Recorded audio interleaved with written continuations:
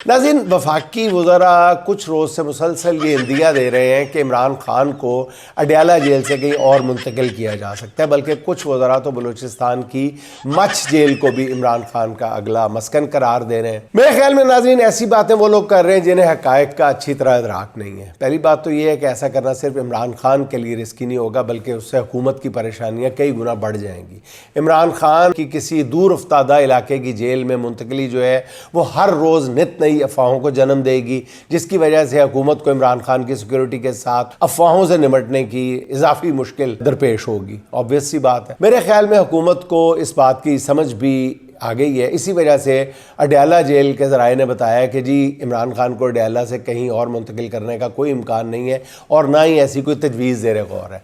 Jail ज़राए के मुताबिक इमरान खान की अडयाला जेल से मुंतकिली की खबरें जो हैं वो क्या सराइयों के अलावा कुछ नहीं है। वो अडयाला में मौजूद हैं जहाँ उनका मुकम्मल ख्याल रखा जाता है। जेल ज़राए ने बताया कि जी पिम्स हॉस्पिटल के 5 रुकनी डॉक्टर्स की टीम ने हाल ही में इमरान खान का तिबी मुआयना किया और उन्हें मुकम्मल तौर पर सेहतमंद करार दिया है।